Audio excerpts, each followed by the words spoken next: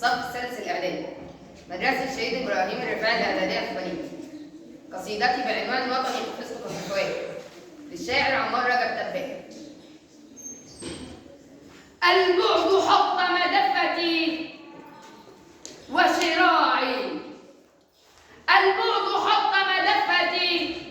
وشراعي، والتيه يلوي عزم كل ذراعي، والموج يأخذ بالقلوب هديره، والعز كبلني بحبل ضياعي، والريح تعوي حول مركبة والركب ليس يجيره من راعي، وترى الوحوش تكسرت أنيابها، وترى الوحوش تكسرت أنيابها، ودمي سقى خمرا نياب سباعي، كل يشبه بالبراثن جثتي، كل يشبه بالبراثن جثتي، وتدار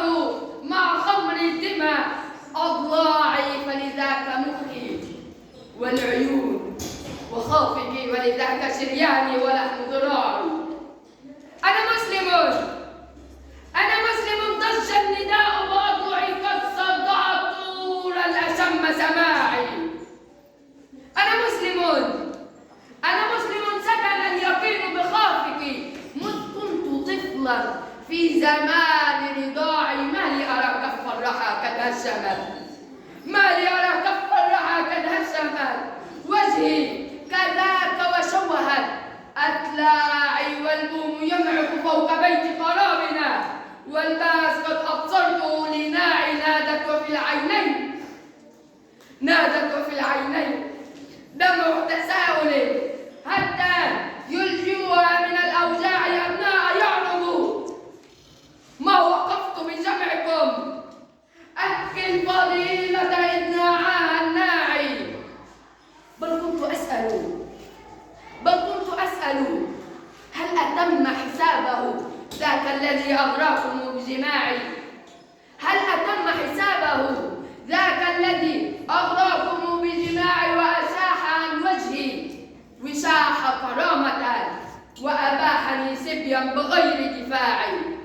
قد ملني خزي بقدر تمللي منه، وضاع لدى المصيبة باعي، ملت منابركم حكاية قصتي، ومللت من صوت بلا إلجاع،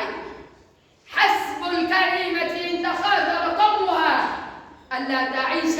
أسيرة الأضلاع، فلذاك أعتزم الرحيل